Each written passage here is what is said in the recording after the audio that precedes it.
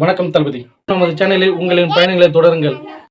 இன்னைக்கு நம்ம என்ன பார்க்க போறோம்னா, அம்பேத்கரை பற்றி பேசுவதற்கு விஜய்க்கு என்ன தகுதி இருக்கு, அம்பேத்கரின் நூலக வெளியீட்டு விழாவில் கலந்து கொள்வதற்கு விஜய் என்ன செய்தார் அப்படின்னு கேட்கறவங்களுக்கு நான் ஒன்று சொல்லிக்கிறேன். அனைத்து சமூகத்தை சார்ந்த இளைஞர்கள், மகளிர்கள் மற்றும் தாய்மார்கள் இருக்கக்கூடிய இந்த தமிழக வெற்றி கழகத்தில் தான் தளபதியின் ஆணைக்கிணங்க அம்பேத்கரை கொள்கை தலைவராக ஏற்றுக்கொண்டு மகிழ்ச்சியோடு மக்கள் களத்திலே செயல்பட்டுக் கொண்டிருக்கிறார்கள். இதற்கு காரணமாக திகழும் தளபதி விஜய் அவர்களுக்கு தகுதி இல்லையா? இன்னொரு விஷயம் என்னன்னா, ஒரு சில அண்ணன்கள்லாம் என்ன சொல்றாங்கன்னா, சினிமாக்காரன், கூத்தாடிக்காரன், அவனுக்கு என்ன வேலை அரசியல்ல, அவன் அவன் அவன் அரசியலை பத்தி பேசுவதற்கு என்ன தகுதி இருக்கு அப்படின்னு நிறைய பேர் சொல்றாங்க. நான் ஒன்று கேட்டுக்கிறேன், நீங்க பிறந்த நாள்ல இருந்து இன்று வரை உங்கள் அரசியல் களத்திலே சினிமா மோகம் இல்லாமல் எனது அரசியல் பயணத்தை கடந்து செல்கிறேன் என்று உங்களால் யாராவது ஒருத்தங்க சொல்ல முடியுமா?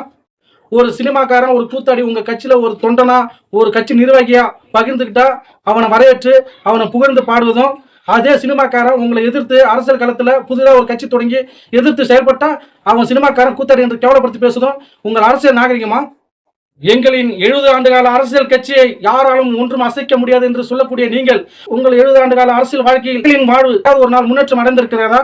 உங்களின் 70 ஆண்டுகள் அரசியல் கட்சி தான் டெவலப் ஆயிருக்க தவிர மக்களின் வாழ்வு என்னைக்காவது ஒரு நாள் முன்னேற்றம் அடைஞ்சிருக்கா? சொல்லுங்க பார்ப்போம். ஒரு கிளை செயலாளர்ல இருந்து தொடங்கி மாவட்ட செயலாளர் வரைக்கும் வாரிசு சார்ந்துதான் பதவியினை வழங்குறீங்க.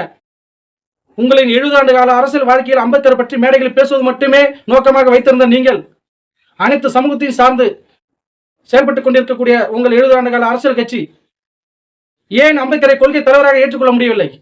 எங்களின் 70 ஆண்டு கால அரசியல் வாழ்க்கையில் நாங்கள் பல சாதனைகள் செய்துள்ளோம், தமிழக மக்களுக்கு நிறைய நலத்திட்ட உதவிகளை வழங்கியிருக்கிறோம் என்று கூறக்கூடிய நீங்கள் உங்கள் சொந்த காசில் செய்திருக்கிறீர்கள்? சொல்லுங்க பக்கம்.